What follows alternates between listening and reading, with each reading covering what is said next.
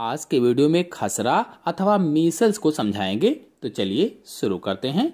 खसरा एक वायरल संक्रमण है, अर्थात वायरल डिसीज है या वायरस से होने वाली बीमारी होती है खसरा, वायरस से। चलिए जानते हैं कैसे फैलता है ये। तो खांसते या छींकते समय हवा के साथ निकलने वाली छोटी छोटी बूंदों से खसरा फैलता है। जो खांसते हैं, जिनको मतलब पहले से है, अगर वो खांसते हैं छींकते हैं तो उनके नाक से हवा या छोटी छोटी बूंदें निकलती हैं। अगर कोई स्वस्थ व्यक्ति उनके संपर्क में आता है तो उसको भी ये हो जाता है। मतलब यह रोग खांसी या छींक के साथ निकलकर हवा में फैलने वाली बूंदों से फैलता है। फिर दूसरा है मुंह की लार से फैलता है। मतलब अगर कोई चुम्बन कर रहा है या जूठा खा रहा है तो इस तरह से फैल जाता है। फिर अगला है किसी गंदी सतह को छूने से फैलता है। अगर आप किसी गंदी सतह को छू रहे हैं, वहां पर वो रूबियोला वायरस है, तो वहां पर भी आपको हो सकता है। फिर अगला है त्वचा का त्वचा से संपर्क होने पर हो सकता है।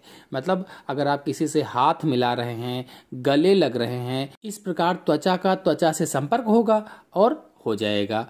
फिर अगला है गर्भावस्था, प्रसव या देखभाल के दौरान माँ से बच्चे को हो जाएगा। अगर माँ को पहले से है और उसके पेट में बच्चा है, गर्भ में बच्चा है, तो उसको हो जाएगा, इसलिए कहा गया गर्भावस्था। फिर प्रसव यानी अगर बच्चा बाहर आ रहा है और माँ को था तो फिर बच्चे को हो जाएगा। लेकिन अगर कोई देखभाल कर रहा है तो देखभाल के दौरान भी माँ से बच्चे को हो जाएगा।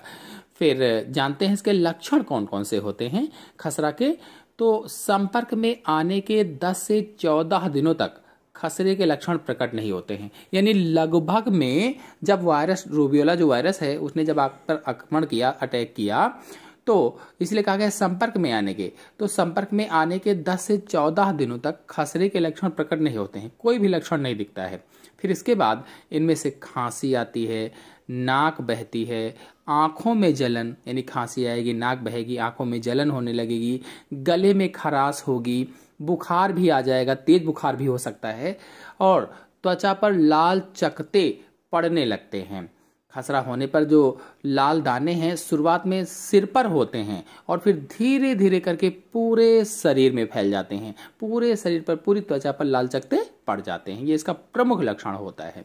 फिर अगर इसके उपचार की बात की जाए तो खसरा संक्रमण से छुटकारा पाने का कोई इलाज अभी तक मौजूद नहीं है, लेकिन बाजार में मिलने वाले ज्वर को कम करने के लिए दवाएं ली जा सकती हैं।